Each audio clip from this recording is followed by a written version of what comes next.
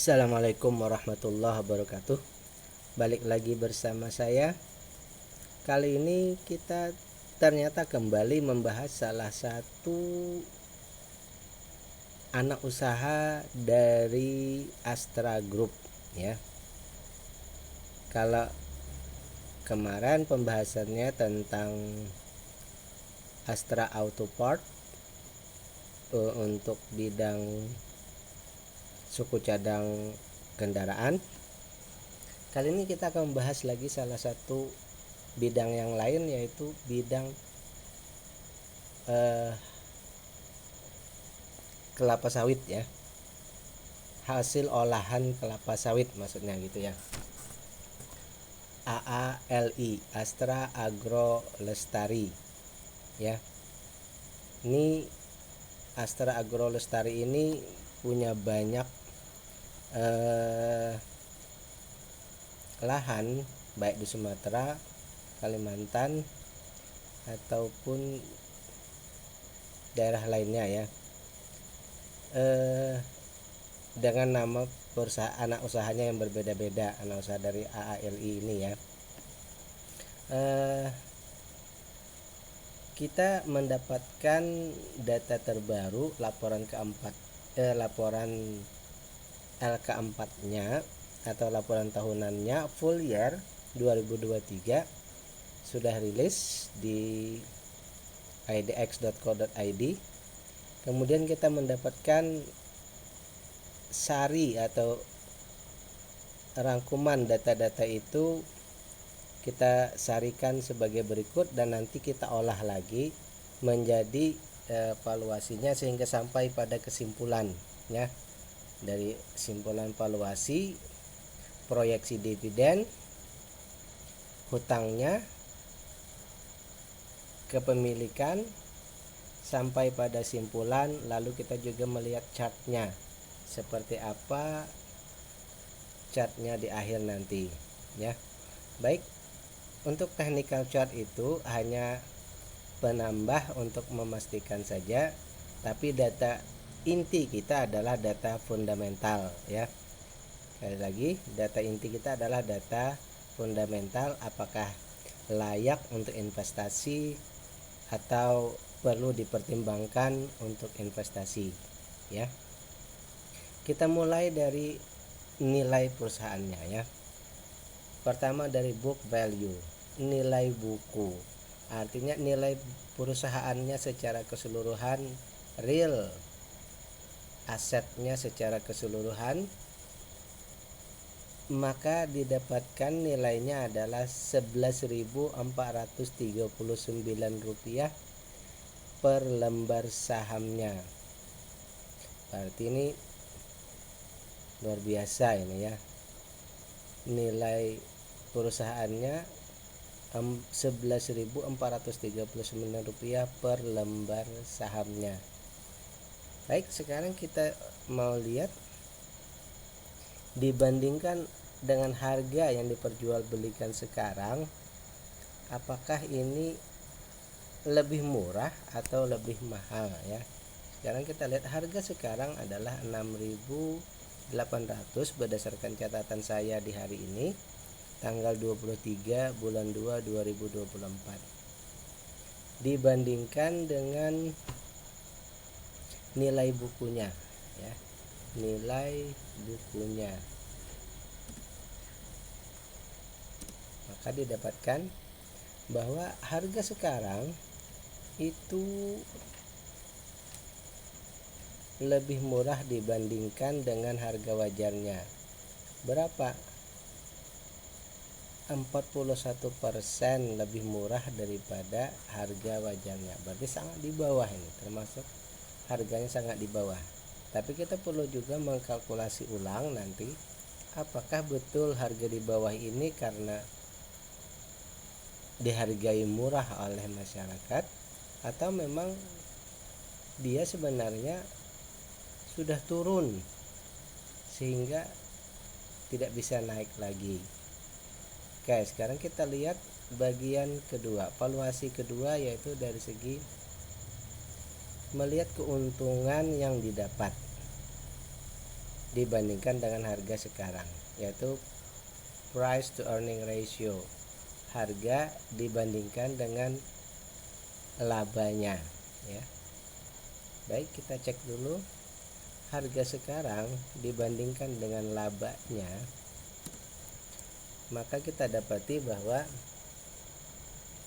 12 kali lebih mahal daripada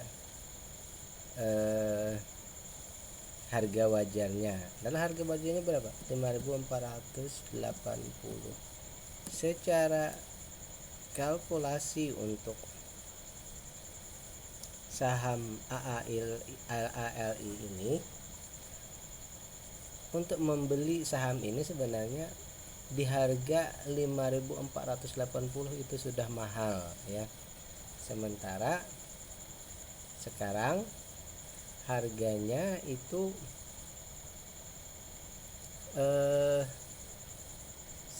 sudah dihargai 6.800. Sekarang kita cek seberapa diskon ya. Apakah ada diskon harga ini? Nah, bukannya diskon tetapi malah di atas harga wajar, 24% lebih mahal ya. 24% lebih mahal daripada harga wajarnya. Kita kalkulasikan saja dari harga wajar itu dari 5.480, 10% ke atas, 10% ke bawah, dan dia sudah di atas 10%. Berarti harga ini menurut valuasinya sudah dianggap mahal ya, sudah dianggap mahal. Secara dibandingkan dengan nilai bukunya, dibandingkan dengan hartanya, nilai hartanya lebih mahal daripada harganya. Tetapi dari segi keuntungan, harga yang sekarang sudah lebih mahal daripada harga seharusnya. Ini ada sedikit perbedaan, ada anomali. Sekarang ini bukan hijau tapi kita anggap saja kuning ya, kuning. Lanjut, sekarang kita mau melihat dari segi dividen ya. Dividennya AAL ini biasanya sering membagikan AAL ini juga sudah 15 tahun selalu membagikan dividen ya. Nah, luar biasanya AAL ini 15 tahun selalu membagikan dividen. Berarti ini termasuk perusahaan yang bagus. Dan pembagian dividennya pun kita kategorikan baik. Kenapa? Karena 45%. Kita beranggap bahwa DPR, dividend payout ratio, rasio pembagiannya itu di atas 30%, itu sudah kita anggap kalkulasikan baik. Berarti untuk syarat DPR sudah terpenuhi, tinggal kita cek berapa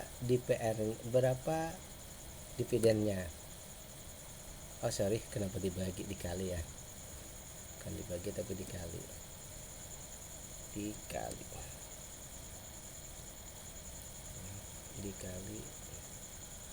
kayak gitu lah.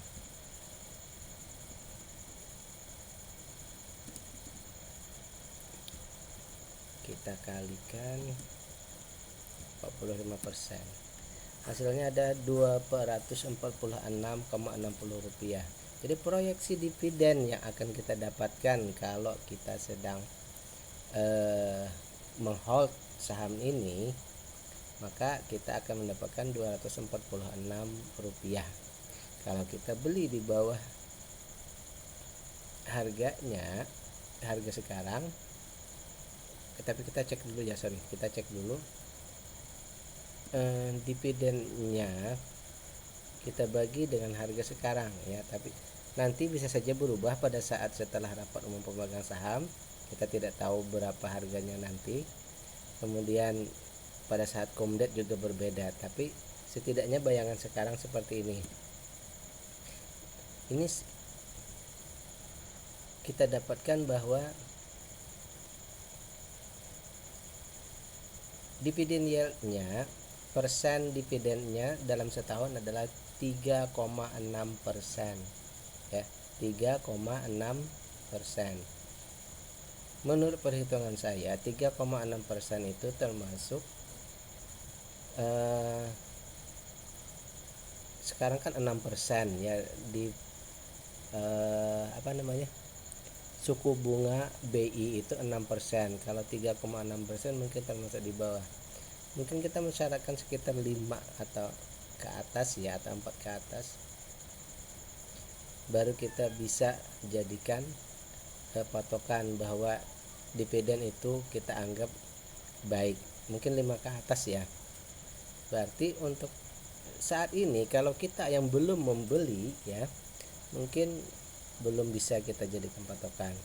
Baik, kita buat saja dulu rumusan. Harganya memang di bawah bagus, tetapi valuasinya ini di atas dari, kita anggap saja begini, berarti ini Avanza harga Mercy gitu ya. Kemudian dividen kecil ya. Sekarang kita lihat hutangnya, hutang berbunga 18%, tanggungan 29%. Berarti rumusan kita bahwa hutang aman. Lanjut, ini menurut Kesey ini hampir seperti auto juga, di masyarakat hanya ada 20% ya, sisanya, dan yang diperdagangkan di pasar yang non warkat juga 20% di Kesey. Berarti 80%-nya tidak diperjualbelikan, ditahan oleh pemilik atau pengendali. Pengendali tidak ikut trading di sini ya. Pengendali betul-betul menjalankan perusahaan ya. Berarti kita anggap di sini ke masyarakat bukan pengendali. Berarti aman ya. Secara kepemilikan aman. Ya. Baik. Tinggal kita lihat chart. Secara chart harganya semakin turun ya. Harganya turun. Jadi kesimpulannya mungkin kalau dia masih bisa turun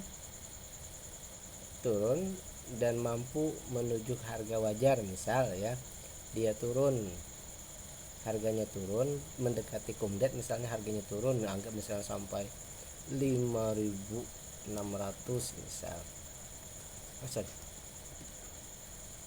Enggak aja 5.600. 600 pun masih di harga wajar ya, berarti ya. Dan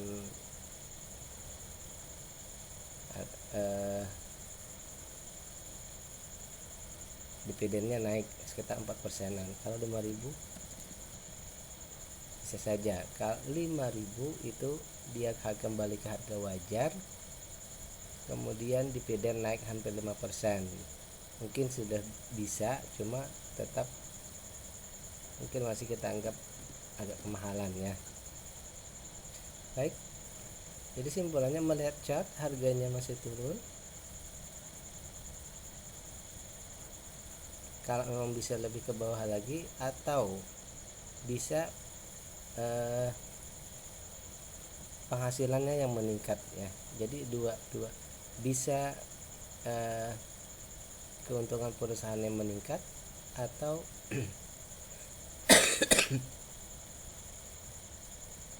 harga turun tetapi kebijakan dividen tetap, maka itu bisa saja terjadi.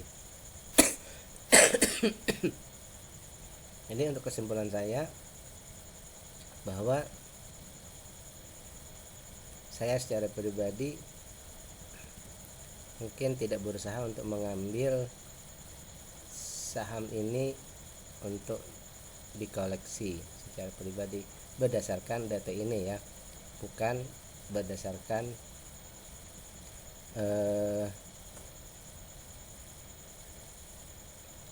suka atau tidak suka. Ini hanya masalah pertimbangan saja. Tapi kalau memang Anda mau membeli, dividennya sekitar 3,6% tadi. Ada saja penahannya dividen ya. Penahannya ada dividen, tapi penahannya kecil ya. Untuk return tingkat pengembaliannya mungkin agak lebih lama ya. Tapi bagi Anda yang sudah memiliki di harga bawah, mungkin saja dividennya bisa 10% ke atas ya. Jadi bagi yang sudah hold lama tetap saja, dan dividennya besar silahkan saja tetap di hold. Tapi bagi yang baru mungkin perlu mempertimbangkan hal-hal yang lain untuk membeli atau tidaknya. Demikian disclaimer on, ini bukan perintah jual atau beli, ini hanya second opinion ya. Assalamualaikum warahmatullahi wabarakatuh.